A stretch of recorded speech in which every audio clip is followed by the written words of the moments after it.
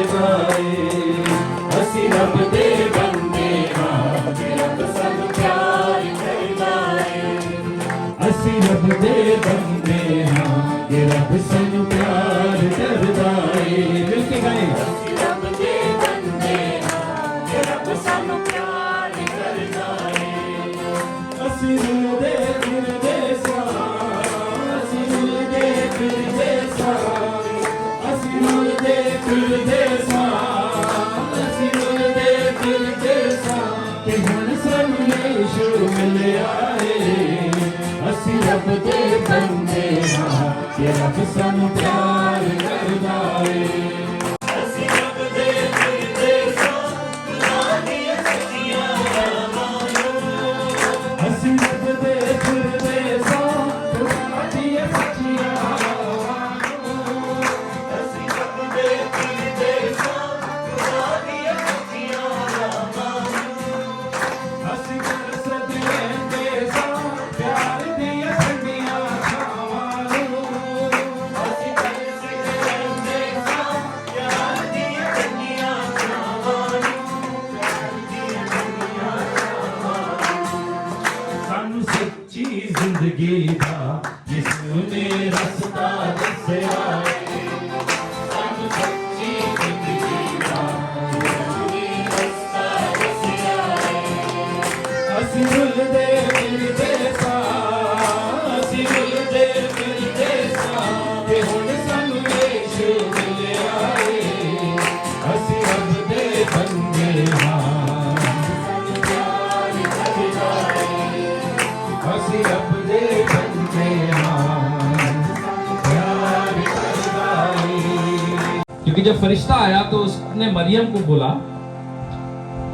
कि तू भयभीत ना हो क्योंकि जो तेरे गर्भ में है वो क्या है वो पवित्र है अब परमेश्वर की ओर से है और तू उसका नाम क्या रखना यीशु रखना क्यों रखना यीशु क्या रीजन दिया क्योंकि वो दुनिया का उद्धार कर क्योंकि परमेश्वर का पुत्र है वो लोगों का उद्धार करेगा जो वर्ड जीसस है जीसस का मतलब है गॉड इज माय सेवियर जो यीशु नाम का मतलब है कि परमेश्वर जो है वो मेरा उद्धार करता है और इसलिए हम जब यीशु का नाम लेते हैं तो हम ये क्लेम करते हैं हम ये बोलते हैं कि यीशु के नाम में हमें उद्धार है परमेश्वर मेरे कामों से उद्धार नहीं है मेरे अच्छे काम तो मैले कुचैले है ना लोगों को दिखाने के लिए है जब मैं बाहर जाता हूं तो मैं तैयार हो जाता हूं परफ्यूम भी लगा लेता हूं पाउडर भी कर लेता हूं शेव भी कर लेता हूं क्यों ताकि लोग मुझे देख सके लेकिन जो मेरे दिल के अंदर है वो तो सिर्फ परमेश्वर जानता है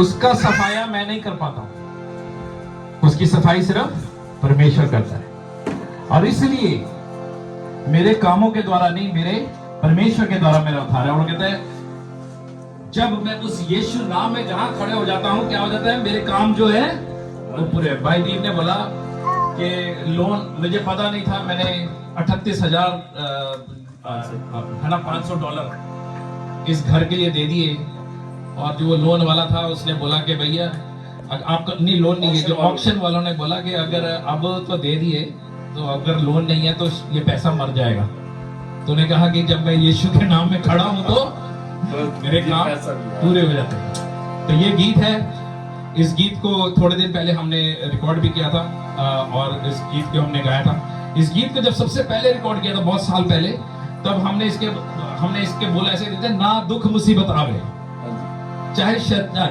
या ना शैतान भी आवे नेड़े लेकिन 25 साल की मेरी जो मिनिस्ट्री है उसके अंदर मैंने देखा है कि शैतान भी नेड़े आता है और दुख भी आते हैं लेकिन जो यीशु के नाम में खड़े होते हैं उनकी जीत हमेशा होती है चाहे दुख भी आए चाहे मुसीबत भी आए चाहे शैतान भी नेड़े आए लेकिन फिर भी हमारी जो जीत है वो कामयाब है इसलिए ये गीत आप मेरे साथ गाएं बड़े सिंपल बोले इसका नाम है तेरे नाम पे जिथे खलोवा कम हो जावन पूरे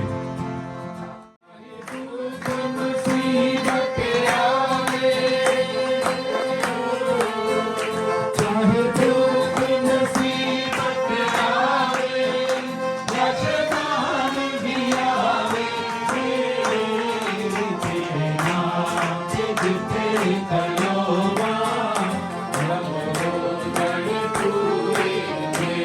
यीशु जी तेरे नाम के जिते करो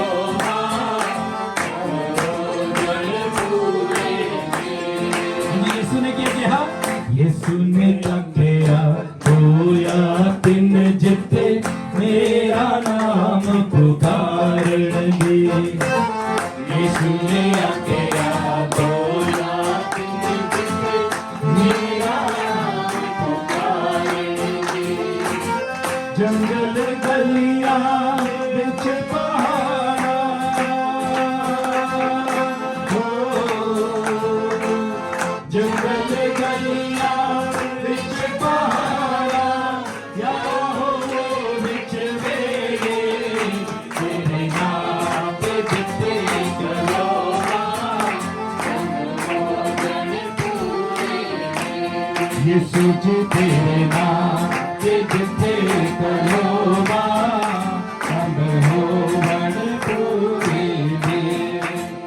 बुलाए हुए काफी गेस्ट हैं, सबका जी आया है, सबका वेलकम है यहाँ पे।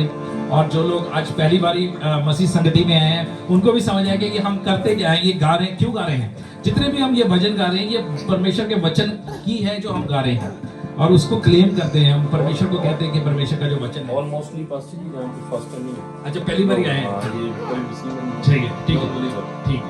चलिए एक और जबूर गाएंगे। ये जो वचन है ये 24वां जबूर है। 23 जबूर तो हम सब जानते हैं, 23 साल, बट ये 24वां जबूर है। और ये 24वां जबूर के अंदर ये जबूर तब लिखा दाऊद ने जब वाचा का संदूक जो होता था, परमेश्वर जो उस समय था वो वाचा का संदूक कहते थे, जो जिसके अंदर 10 आज्ञा लेके जो इजरायली लोग थे जो परमेश्वर के भवन में जब पहली बारी उसको लेके जा रहे थे, तब बड़े एक एंथम उन्होंने गाया था। उन्होंने कहा खुदावन बादशाह, ठीक है। दाऊद उस समय बादशाह था, लेकिन वो अपने आप को बादशाह नहीं कहता है। वो गीत लिखता है और गाता है, कहता है मैं नहीं बादशाह हूं। कौन बादशाह है? खुदावन बादशाह। और वो कहता है कि खुदावन बादशाह है, जलालदा बादशाह है। वो परमेश्वर जो है वो दिलादा बादशाह। अगर आज की डेट में हम उसको कंटेक्चुअलाइज करते हैं, कंटेक्चुअलाइज मतलब अपने आज के समय के अनुसार उसको लेते हैं, तो हाँ, तो उसको ढालते हैं तो क्या कहते हैं? आज तो हमारा सबसे बड़ा मंदिर कौन है? हम है ना। तो अगर वो परमेश्वर बादशाह है तो कहाँ का बादशाह है? वो दिलों का है ना। तो आपके दिल में सिंहासन है, सबके दिल में सिंहासन है। किस कई लोग कह रहे नहीं है, सबके दिल में सिंहासन है। प्रॉब्लम ये है कि हमने अपने दिल के सिंहासन पे अपने आप को बिठा रखा है ना। वो दिल के ऊपर हम ही राजा हैं, ठीक है। मेरी मर्जी कहते हैं ना, मेरी मर्जी है, मेरी मर्जी होनी चाहिए। लेकिन जब हम परमेश्वर को, रब को अपने दिल के ऊपर बिठाते हैं, उसके सिंहासन पे कहते हैं, तो कहते हैं खुदा तू हमारे दिलों का बादशाह है, तेरी मर्जी हो पूरी, तेरी इच्छा पूरी हो हमारे जीवन के अंदर। और इसी गीत को हमने ये अभी थोड़े दिन पहले हमने ये गीत रिलीज किया था। इस गीत को हम मिलकर ताली बजा के गाएंगे कि खुदावन बादशाह है, दिलादा बादशाह है, ओदी हमद करो, तारीफ करो, ओ कमालदा बादशाह है।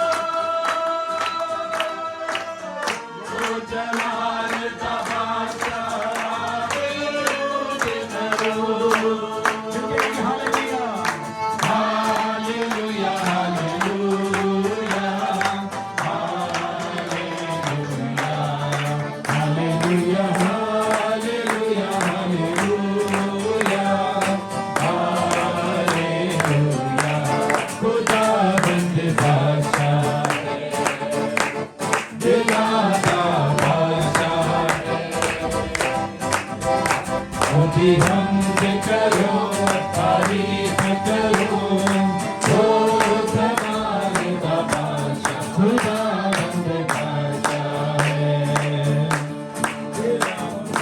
कौन जलाल का बादशाह है कौन बादशाह रब जो करता सारी खातिर ओ बादशाह कौन जलाल का बादशाह है कौन बादशाह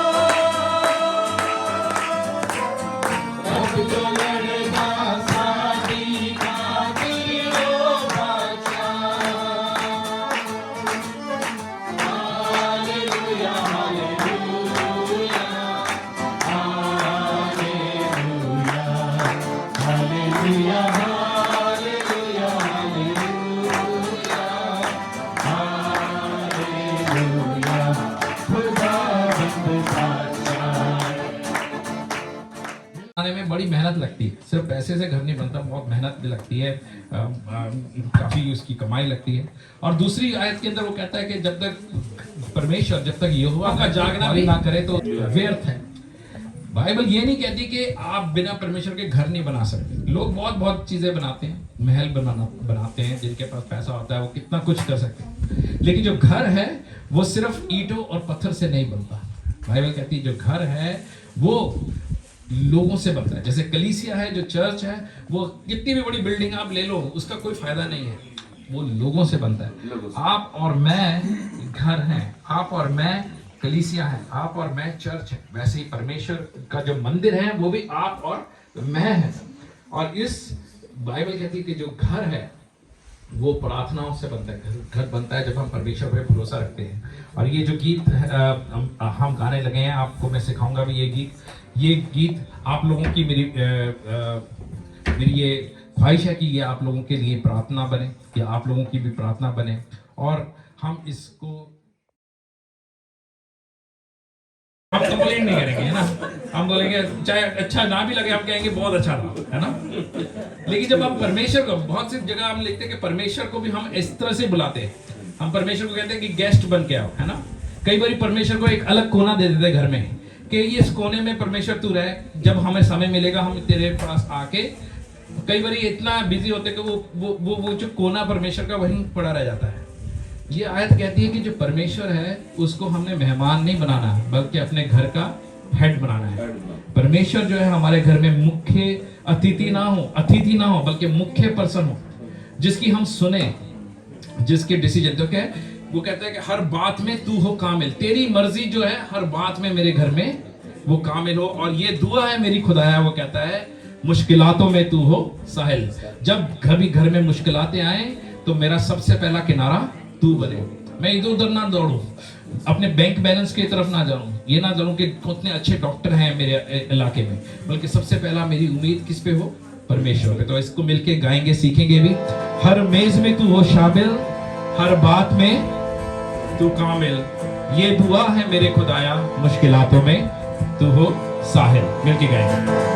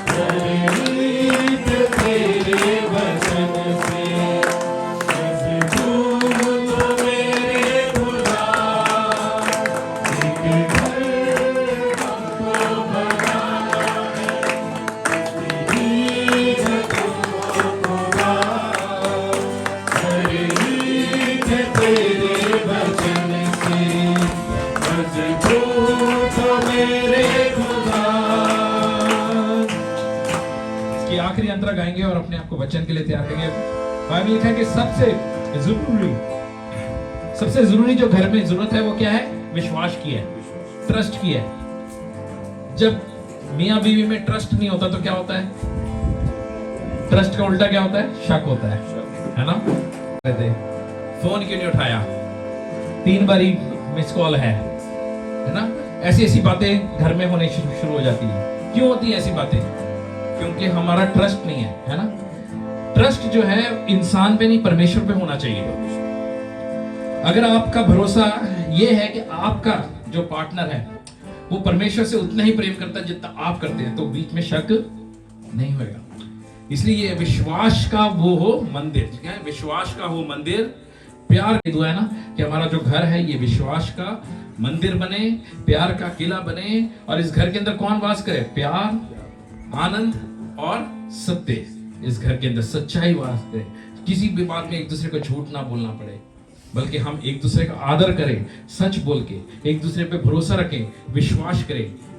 तो अब ऐसा होता है तो क्या बन जाता है? खुशियों का गुलशन बन जाता है ना? हम प्रार्थना करते हैं कि खुशियों के इस गुलशन को कौन पूरा कर सकता है? सिर्फ परमेश्वर ही। इंसान बना सकता है घर, पैसे लगा सकता है, अच्छे से अच्छा फर्नीचर ला सकता है, अच्छे से अच्छी उसके अंदर सहूलियत दे सकता है, लेकिन जो परमेश्वर है उस सपने को, उस खुशियों को, उस आनंद को, उस पीस को उस घर में पूरा करता है। तो मिलके इस गीत को, इस आखिरी अंतरा को गाएंगे। विश्वास का हो मंदिर, प्यार का किला, प्रेम आनंद सत्य, वो जिसमें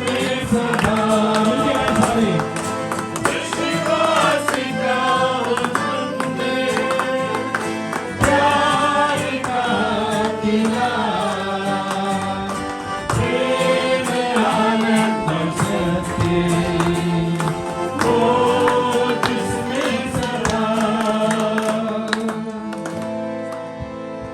खुशियों के इस गुलशन को सच कर तू ही खुदा, हर ईद तेरे वचन से मजबूत मेरे खुदा। खुशियों के इस गुलशन को सच कर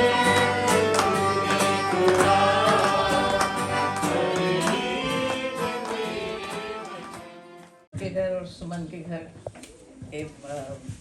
इन्होंने, प्रभु ने बहुत आशीषें दी हैं, और आज इनकी इच्छा थी कि हम सब मिलकर आज यहाँ इकट्ठे हों, आराधना करें, स्तुति करें, परमेश्वर की महिमा करें और उसका धन्यवाद करें।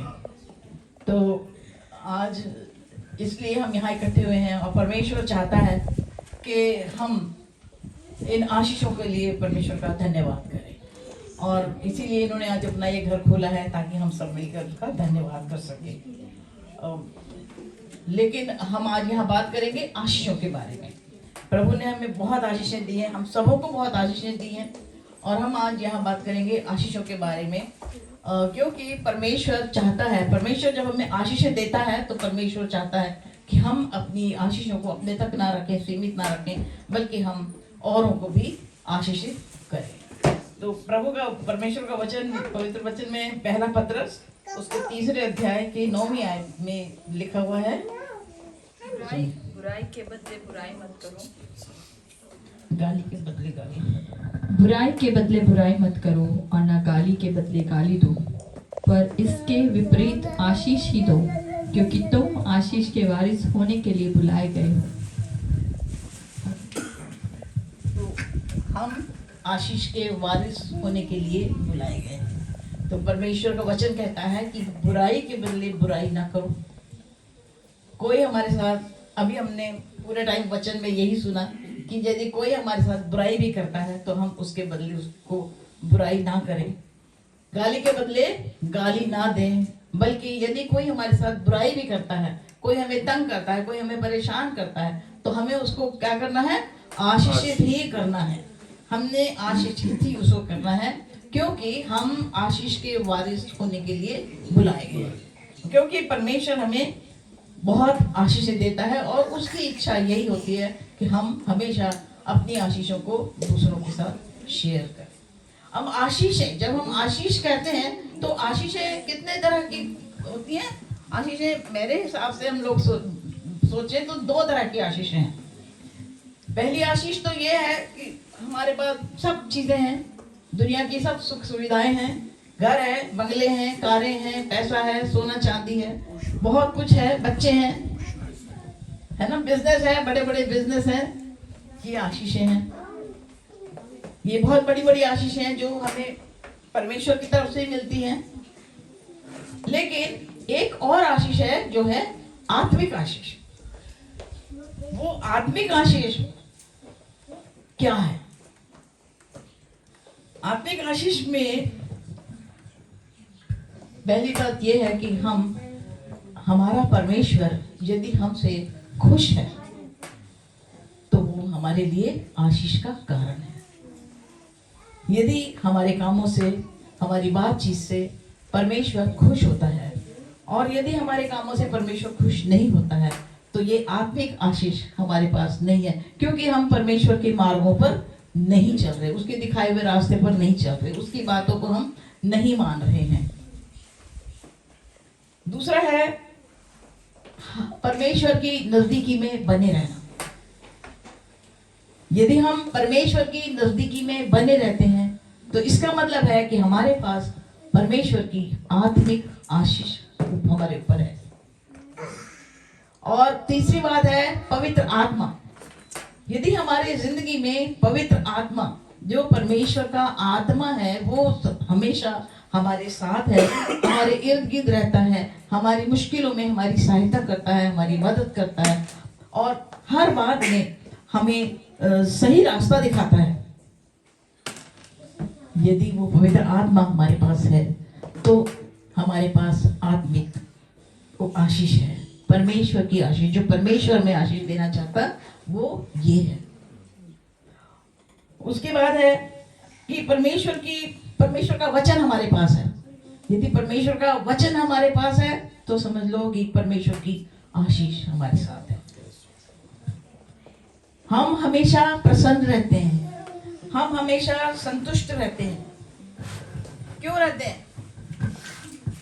हमें किसी चीज की कमी महसूस नहीं होती, क्योंकि हमारे साथ परमेश्वर है। यदि हमारे पर बड़े दुख आते हैं, परेशानियां आती हैं, मुसीबतें भी आती हैं तो हम डरते नहीं हैं, घबराते नहीं हैं, लेकिन हम सच्चे दिल से और अपने परमेश्वर को नाम लेते हैं, पवित्र आत्मा को बुलाते हैं अपने नजदीक बड़े आदर के साथ और बड़े आश्चर्यजनक तरीके से परमेश्वर हमारी मदद करता है। क्यों? क्योंकि परमेश्वर की आशीष हमारे पास है, वो आत्मिक आशीष है जो हमारे पास है। अब्राहम के बारे में जेनेसिस 12 और उसका 3, उत्पत्ति की पुस्तक में, पवित्र शास्त्र में लिखा है 12वें अध्याय की, जो तुझे आशीर्वाद दे उन्हें मैं आशीष दूंगा और जो तुझे कुछ दे उससे मैं शाप दूंगा और भूमंडल के सारे कुल तेरे द्वारा आशीष पाएंगे। भूमंडल के सारे कुल तेरे द्वारा आशीषित होंगे। परमेश्वर अब्राहम के साथ ऐसे जैसे रहता था जैसे दोस्त हो। परमेश्वर अब्राहम के साथ बातचीत किया करता था। अब्राहम तो एक मनुष्य था लेकिन परमेश्वर उसके साथ बातचीत किया करता था। और परमेश्वर, और जो अब्राहम था वो इतना आज्ञाकारी था परमेश्वर का कि उसके पास परमेश्वर की आत्मिक आशीष थी। और उसके ऊपर इतनी बड़ी परीक्षा आई अब्राहम के ऊपर कि उसके ऊपर ये परीक्षा आई कि अपने बेटे को भी मेरे लिए दे दे और वो कुर्बानी कर दे। और वो तैयार हो गया, वो डरा नहीं, वो घबराया नहीं। और क्या हुआ? परमेश्वर ने उसे आशीष दी। पहले तो वो उसकी वाइफ जो थी वो बांझ थी, परमेश्वर ने उसे बेटा दिया, पहले संतान की आशीष दी। और उसके बाद उसे कहा कि उसने परमेश्वर चाहता था कि अब्राहम के द्वारा सारी मानव जाति, सारे कुल आशीष। उसने अब्राहम को चुना था। इसी तरह से बाइबल में बहुत से ऐसे उदाहरण हैं कि जब जो आशीषित लोग किसी के साथ जाते हैं, किसी से मिलते हैं, तो वो लोग भी आशीषित हो जाते हैं। एलिशबा, आपको सबको पता होगा कि जो मरियम जब गर्भवती हुई तो वो एलिशबा के घर गई, और जैसी वो एलिशबा से मिली तो एलिशबा भी वहाँ प्रेग्नेंट थी, और उसने क्या कहा एलिशबा ने कि जैसे ही तू मेरे घर में आई है तो मेरे घर में आशीष आई है। क्यों आशीष आई थी उसके घर में? क्योंकि मरियम आशीषित थी। मरियम का चुनाव परमेश्वर ने किया था। मरियम को परमेश्वर ने चुना था कि वो मेरे बेटे की माँ कहलाए, प्रभु यीशु मसीह की माँ कहलाए। उस प्रभु यीशु मसीह की जिसने अपनी जान हमारे लिए कुर्बान कर दी, और मरियम को प्रभु ने चुना था और उसे आत्मिक आशीषें दी थी। सो इस तरह से बहुत उदाहरण हैं, हम देखें बाइबल में तो अभी इतना समय नहीं है कि हम एक एक आशीषों को देखें, क्योंकि बाइबल भरी पड़ी है इन आशीषों से बहुत ज्यादा। तो लेकिन अब उसके परिणाम जब हम देखते हैं कि परिणाम क्या परिणाम है, जब हम कहते हैं कि हम भी आशीषित हैं, तो आशीषित लोगों को क्या करना चाहिए? आशीषित लोगों को दूसरों को आशीषित करना चाहिए, है ना? और हम दूसरों लोगों को आशीषित कैसे कर सकते हैं? कैसे कर सकते हैं दूसरों को आशीषित?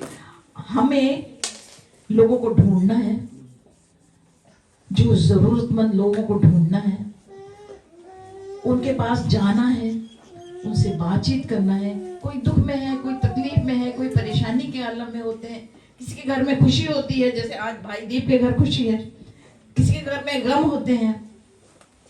तो जब हम किसी के साथ जाके बातचीत करते हैं ना, तो उन्हें बहुत अच्छा लगता है। उसी के यहाँ रहो, घर में प्रवेश करते हुए उसको आशीष देना। यदि उस घर के लोग योग्य होंगे तो तुम्हारा कल्याण उन पर पहुंचेगा, परंतु यदि वे योग्य ना हो तो तुम्हारा कल्याण तुम्हारे पास लौट आएगा। परमेश्वर कहता है, प्रभु यीशु मसीह ने जो लोग कहते हैं कि जाओ लोगों को, जैसे ही तुम किसी के घर में जाओ सबसे पहले उन्हें आशीष दो। यदि वो इस लायक होंगे, ये ना सोचो कि अरे मैं इसको क्यों आशीष दूं, ये तो ऐसे ही फालतू लोग हैं, इनको क्या आशीष देना है, मैं अपना बहुमूल्य वचन क्यों खराब करूं किसी को आशीषित बोल के। लेकिन परमेश्वर कहता है कि नहीं, आशीष दो उन्हें। तुम्हारी आशीष यदि वो इस लायक होंगे कि उन्हें आशीष मिले, आशीषित हो जाए, तो उन तक पहुंच जाएगी, और यदि उन तक नहीं पहुंचेगी तो तुम्हारी आशीष तुम्हारे पास वापस चली जाएगी, व्यर्थ नहीं जाएगी तुम्हारी आशीष। इसलिए परमेश्वर कहता है कि सबको आशीष दो। बाइबल में एक छोटी सी कहानी है जो मैं बता के वचन को खत्म करूंगी। एक व्यक्ति था, नामान नाम एक व्यक्ति था, उसको कोढ़ की बीमारी लग गई थी, और उनके घर में एक लड़की आई थी जो उनकी वाइफ की सेवा वगैरह करने के लिए, तो वो दासी थी उनकी।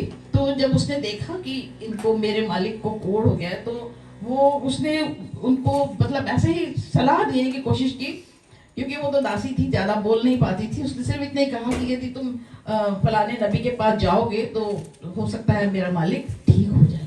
और उस मेड की बात सुनकर वो चले गए नबी के पास, और वहां जाते ही, नबी के पास जाते ही वो ठीक हो गए, वो मालिक आशीषित हो गए।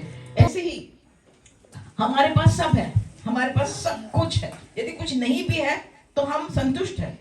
तो हमारा कुछ, यदि हमें किसी को कुछ थोड़ी सी बात समझानी भी पड़े, कुछ बोलना भी पड़े, कुछ देना भी पड़े, तो हमें परेशान होने की जरूरत नहीं है, क्योंकि परमेश्वर का वचन कहता है कि तुम्हारे पास सब कुछ है, तुम्हें किसी चीज की जरूरत नहीं है, लेकिन अपने सामने वाले को आशीषित करो। जैसे मेरे जीवन में यीशु तेरा नाम, मेरे जीवन में यीशु तेरा नाम जलाल पाता रहे। मेरे जीवन में यीशु तेरा नाम जलाल पाता रहे। मेरा उठना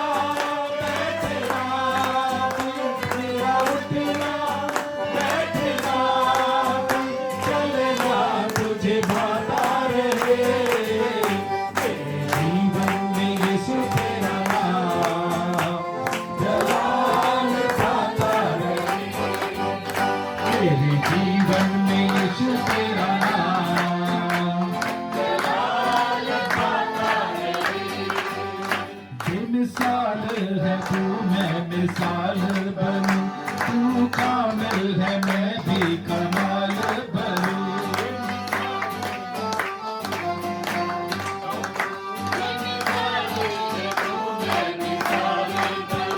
तू कामिल है मैं भी कमाल बनूं।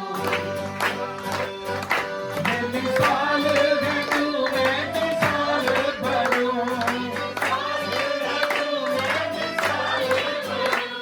तू कामिल है मैं भी कमाल बनूं। दुनिया का नूर है यीशु, दुनिया का नूर है यीशु, मेरी राह सजाता रहे। दुनिया का नूर है यीशु, मेरी राह सजाता रहे। मेरा उठना बैठना, मेरा उठना बैठना, चलना तुझे आता रहे। मेरे जीवन में यीशु तेरा नाम जलाल पाता रहे।